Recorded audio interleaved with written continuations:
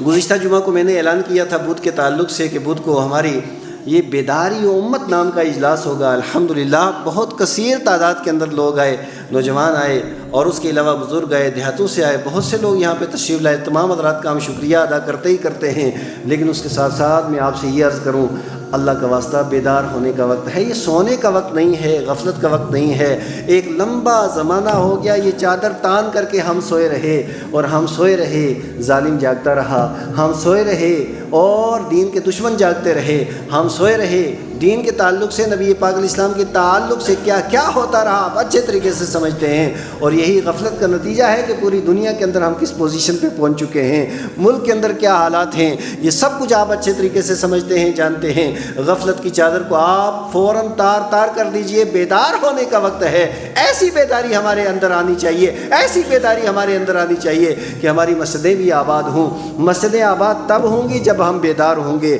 مسجدیں اونچی تب ہوں گی جب بیدار ہوں گے، مسجدیں خوبصورت تب ہوں گی جب ہم بیدار ہوں گے۔ ہمارے مدرسے آگے ہونے چاہیے، اور اسی طریقے سے ہمارے معاشرے و سماج کے اندر ڈرگس جیسی لعنت بالکل نہیں ہونی چاہیے۔ منشیات کا جنازہ ہمیں نکالنا ہے، اور یہ اسی وقت ہوگا جب سماج کا ہر بندہ اور ہر شخص اور ہر طبقہ اور ہر شعبے کے ساتھ تعلق رکھنے والا انسان، جب وہ بیداری اس کے اندر آئے گی، بس یہی بیداری، ہمارا بھی یہی مقصد ہے کہ ہماری قوم کے علماء بھی بیدار ہو جائیں، مفتیان کرام بھی بیدار ہو جائیں، ہمارے سارے آفیسران بھی بیدار ہو جائیں، ہمارے سارے سیاسی لیڈر بھی بیدار ہو جائیں، ہمارے معاشرے کا ہر فرد بیدار ہو جائیں، ہمارا ہر کسان بیدار ہو جائے، ہمارا ہر مزدور بیدار ہو جائے، ہمارا ہر اسٹوڈنٹ بیدار ہو جائے، ہمارا ہر نوجوان بیدار ہو جائے۔ بس یہ بیدار کرنے کے لیے ہم کوشش کر رہے ہیں۔ اب اس بیداری کے لیے ہم نے کوشش کی، اب اس کوشش کے اندر کہیں ہم سے غلطیاں بھی ہوئی ہوں گی اور ہو جاتی ہیں، کیونکہ ہم انسان ہیں، ہم فرشتے نہیں ہیں، اور انسان سے غلطی ہوتی ہے۔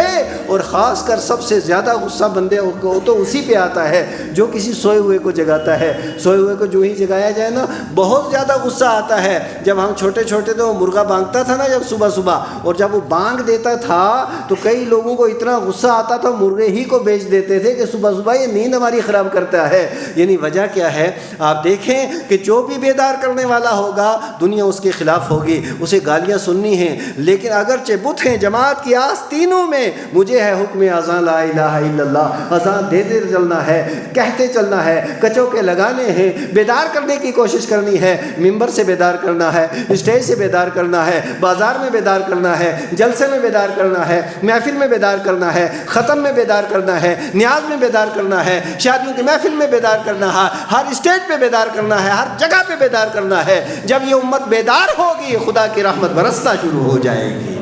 حضرات گرامی، سوئی ہوئی ہے یہ ملت، سو گئی ہے، یہ مصطفیٰ کریم علیہ السلام کی امت سو گئی ہے۔ یہی وجہ ہے کہ ظلم سر چڑھ کر کے بول رہا ہے، جفا سر چڑھ کر کے بول رہی ہے، اور ستم سر چڑھ کر کے بول رہا ہے۔ یہ ساری چیزیں ہمارے معاشرے و سماج کے اندر تب پیدا ہوئی، وہ مصطفیٰ کے شعر و تم بھی سو گئے ہو، لہٰذا خدا را سارے کے سارے لوگ جاگیں، بیدار ہوں۔ اب اس کے علاوہ آپ دیکھیے، ہم نے اتنا بڑا جرم یہی کر دیا کہ لوگوں کو کہا کہ ہم ایک ہی چھاتے کے نیچے دیکھنا چاہتے ہیں، کس کو ہمارا پروفیسر بھی وہی ہو، ہمارا ڈاکٹر بھی وہی ہو، ہمارا اسٹوڈنٹ بھی وہی ہو، ہمارا نوجوان بھی وہی ہو، ہمارا کسان بھی وہی ہو، ہمارا مزدور بھی ہو، ہمارا مفتی بھی وہی ہو، ایک ہی چھاتے کے نیچے سارے آئیں۔ اب یہ بات کچھ لوگوں کو اچھی نہیں لگتی، وہ یہ سوچتے ہیں منہ جتنے الگ الگ ہوں گے ہماری دکان اتنی زیادہ چمکے گی۔ تجھے تیری دکان مبارک ہو، ہمیں مصطفیٰ کی اذان مبارک ہو، وما علینا الا البلاغ۔